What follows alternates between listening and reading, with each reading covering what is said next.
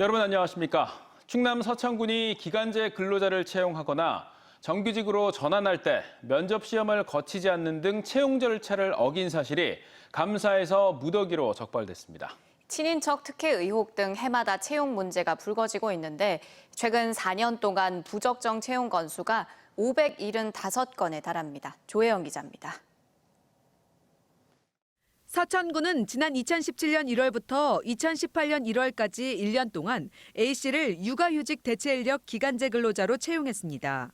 육아휴직자가 복직한 이후 다시 채용 절차를 진행해야 했지만 별도 절차 없이 A씨를 근무하게 했고 2019년 정규직으로 전환해줬습니다. 지난 2018년부터 2021년 5월까지 서천군에서 A씨를 포함한 132명이 별도의 채용 공고 없이 채용됐습니다. 면접 시험을 거치지 않고 채용한 인원도 252명에 달합니다. 서천군 공무직 및 기간제 근로자 등 관리 규정에 따르면 기간제 근로자 채용은 공개 경쟁을 원칙으로 정보통신망 등을 활용해 채용 공고를 최소 10일 이상 하도록 규정하고 있습니다. 또 공무직 등을 채용할 때 필기 시험과 서류 전형, 면접을 거쳐 채용을 해야 한다고 되어 있지만 이를 어기며 채용한 겁니다. 서천군은 지난 2018년 종합감사에서도 같은 내용의 기간제 근로자 채용 문제점이 적발돼 주의 조치받은 바 있습니다. 각 부서에서 선발적으로 이루어진 부분이 있고 거기서 중한 사람들에 대한 신문상 문책을 했던 걸로 알고요. 서천 군수한테 기관 경고로 준 사항으로 알고 있습니다. 심지어 지난 2019년 노박래 서천 군수는 출산휴가 대체자인 기간제 근로자로 자신의 처조카를 특별 채용했고 채용 법규를 무시하고 공무직으로 전환한 사실이 도감사에서 적발되기도 했습니다. 민선 7기 4년간 부적정 채용 건수는 575건인데 이 가운데 지역 유지나 공무원의 자녀가 포함되어 있다는 의혹도 제기되면서 단체장의 인사채용 문제가 다시 도마 위에 올랐습니다. 측근이나 친인척에 대한 채용의 논란, 그런 소문들이 있었기 때문에 좀 더 공정하고 객관적으로 더 관심을 가지고 업무를 처리했어야 된다고 하는 것은 두말할 것 없이 중요한 문제고. 서천군은 공무직 전환 등은 다른 지자체도 마찬가지로 관행처럼 이뤄지고 있다며 오는 9일 재발 방지를 위한 개선책을 내놓겠다고 밝혔습니다. TJB 조혜원입니다. 대전시가 사회적 거리두기 3단계를 오는 6일부터 다음 달 3일까지 4주간 연장해 시행하기로 했습니다.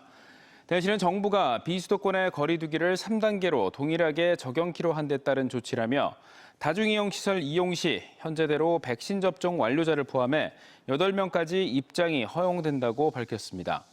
충남부여구는 이와 별개로 지난 19일간 73명의 확진자가 나오는 등 감염 확산세가 이어짐에 따라 오늘부터 거리두기를 강화된 3단계로 격상해 접종 여부와 관계없이 사적 모임을 4명으로 제한하기로 했습니다. 한편 오늘 지역에서는 대전 42명, 세종 4명, 충남 97명 등 모두 143명이 코로나19 확진 판정을 받은 것으로 집계됐습니다. 코로나19 확산세가 이어지고 있는 가운데 다음 주부터 시작될 학생들의 전면 등교를 놓고 환영과 우려의 시각이 교차하고 있습니다. 대전시 교육청은 지역의 사회적 거리두기가 4단계에서 3단계로 하향 조정됨에 따라 다음 주 월요일부터 학생들의 전면 등교를 허용하기로 했습니다. 교육계는 이에 대해 학생들의 기초학력 증진을 위해 바람직한 조치라며 대체로 환영하는 입장을 보이고 있지만 일부 학부모들은 최근 확진자가 다시 늘고 있는 상황에 우려를 나타내고 있습니다. 요즘 시중은행의 신용대출이 가파르게 늘고 있습니다. 부동산 담보대출 규제에 이어서 신용대출 한도까지 축소되면서 추가 대출 규제 불안감에 마이너스 통장 개설이 급증하고 있는데요. 부동산 담보대출 규제가 불러올 풍선 효과도 적지 않습니다. 김건교 기자입니다. 시중은행 가계대출 창구마다 고객들의 발길이 이어집니다. 대부분 신용대출 관련 상담이나 신청을 위한 겁니다. 지난달 말부터 농협은행 등 일부 시중은행이 부동산 담보대출을 막거나 제한했고 이어 다른 시중은행들도 신용대출 한도를 연봉 이내로 축소하기 시작했기 때문입니다. 지금 생활도 많이 어려워지고 이제 대출 규제도 된다 그래서 이제 대출 신청도 할 겸 이제 어느 정도 나오는지 알아보려고 청구에 나왔습니다. 8월 마지막 주 5대 시중은행의 신용대출 증가폭이 2조 8,800억 원으로 직전 일주일간에 비해 6배 이상 커졌습니다. 특히 같은 기간 한도대출, 이른바 마이너스 통장 잔액의 증가폭은 8배 가까운 2조 6,900억 원이나 늘었습니다. 신용대출 한도 조정 소식에 당장 돈이 필요하지 않지만 마이너스 통장을 새로 개설하는 등 미리 한도대출을 받아두려는 가수요가 늘어난 겁니다. 또 농협은행 등의 주택담보대출 중단 이후 신용대출로 몰리는 풍선 효과도 적지 않습니다. 농협의 전면 제한으로 인해서 생각했던 것보다는 그런 실제는 가급적 공성효과가 꽤 큰 것 같아요. 대출이 현재 안 필요해도 많이 통장을 특히한 가수들이 많이 움직인 것 같아요.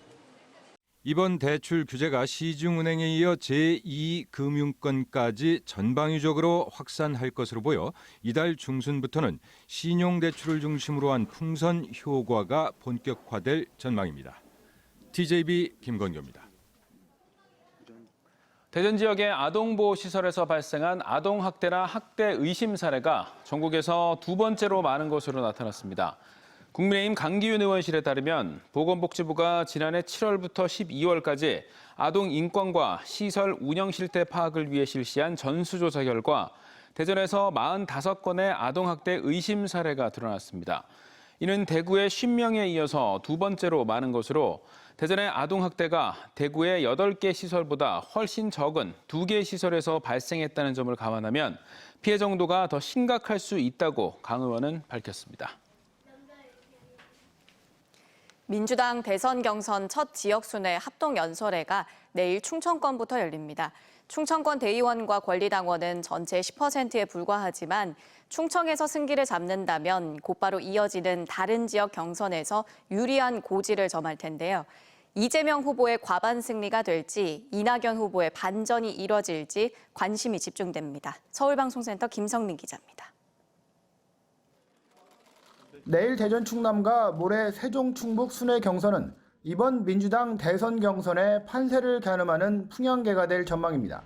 충청권 대의원과 권리당원은 모두 7만 6천여 명으로 전체의 10%에 그치지만 당일 투표 결과가 처음으로 공개되고 곧바로 대구 경북과 강원 경선으로 이어지기 때문입니다. 이재명 후보가 충청에서 과반을 넘어 1위를 차지한다면 대세론이 확산될 수 있고 이낙연 후보는 충청에서 35% 이상을 얻는다면 향후 경선에서 역전을 노려볼 만합니다. 정세균 후보도 의미 있는 성과를 거둔다면 반등을 꾀할 수 있고 추미애, 박용진, 김두관 후보도 세력 확대를 모색하고 있어 경선 결과는 쉽게 점치기 어렵습니다. 6명 모두 행정수도 완성 등 충청 발전을 강조하지만 세부 전략은 다릅니다. 이재명 후보는 처가가 충청임을 강조하며 세종의사당과 대통령 제2집무실, 광역철도 조기 구축 등을 내걸고 충청에서 이기면 이기는 거라는 자신입니다. 수도권은 폭발하고 지방은 소멸하고 있습니다. 국도 균형 발전, 충청의 제도약, 충청사위 이재명이 확실히 책임지겠습니다. 충청권 초대 총리를 약속한 이낙연 후보는 과학 수도로 만들겠다는 공약과 함께 현지 여론조사에서 자신이 제일 좋게 나온다며 반전을 모색합니다. 충청의 행정수도를 빨리 완성하겠습니다. 충청을 과학수도로 키우겠습니다. 행정과학수도를 중심으로 하는 충청 수도권을 조성하겠습니다.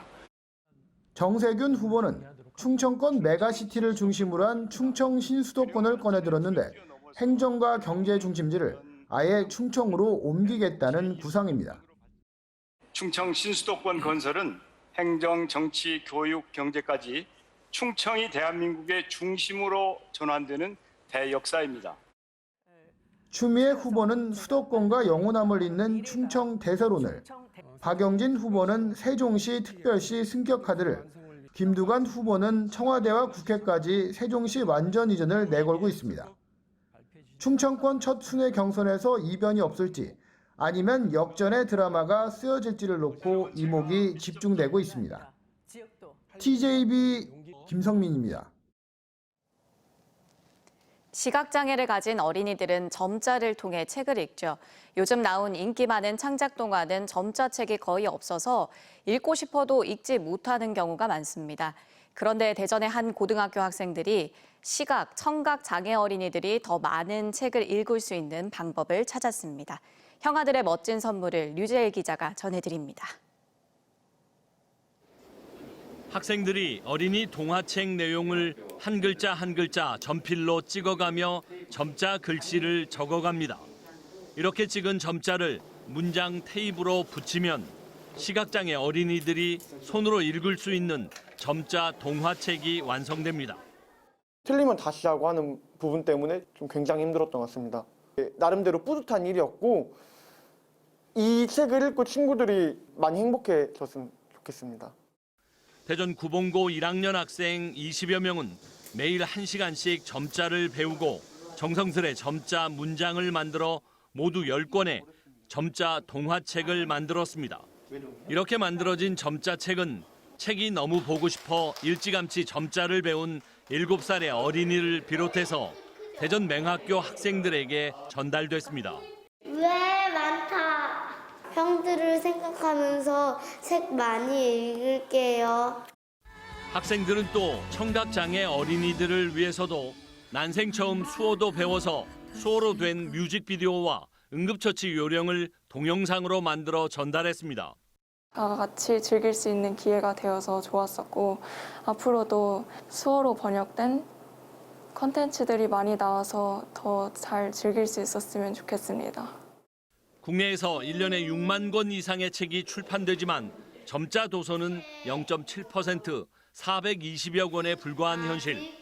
장애 이해 교육을 통해서 이 같은 사실을 알게 된 고교생들이 봉사를 시작했고 정성스럽고 반가운 선물이 됐습니다. 이번 기회를 통해서 이제 시각장애 학생들이 조금 더 다양한 동화책을 접할 수 있어서 너무 감사드리고요.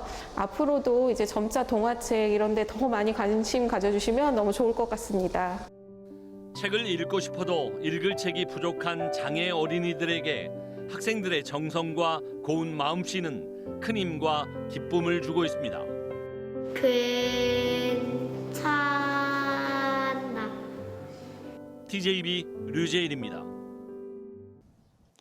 어제 오후 5시 20분쯤 충남 서천군 서천읍 삼산리 국도를 달리던 23톤 탱크로리에서 염산 100리터가 도로에 누출돼 서천 소방서와 화학구조대가 현장을 통제하고 긴급 방제 작업을 벌였습니다.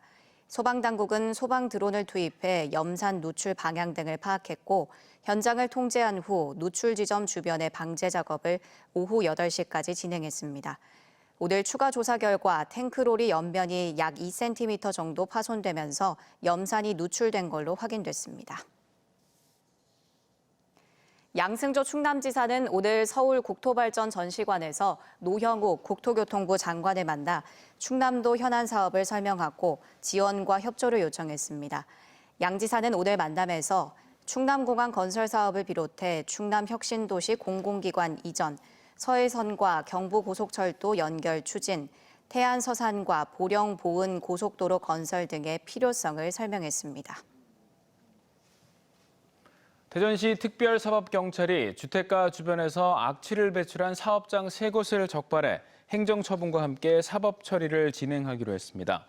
적발된 사업장은 무단 배출 방지 시설을 설치하지 않은 채 휘발성 유기화합물이 함유된 도료를 분사하거나 아파트 건물 외부에 페인트 칠을 하며 관할 기관에 신고하지 않은 사업장들입니다. 예산군은 추석을 앞두고 예산군 응봉면과 덕산면 새마을 지도자 협의회가 지역의 무연고 묘지를 찾아 벌초 봉사활동을 벌였다고 전했습니다. 두 단체 회원들은 응봉면 건지화리와 개정리 공동묘지와 덕산면 둔리 공동묘지의 분묘 80여 기를 대상으로 벌초와 넝쿨 제거 작업을 벌였습니다. 아파트 등 공동주택 주차장에서 고의로 출입을 방해하거나 무개념 주차를 막기 위한 법 개정안이 발의됐습니다.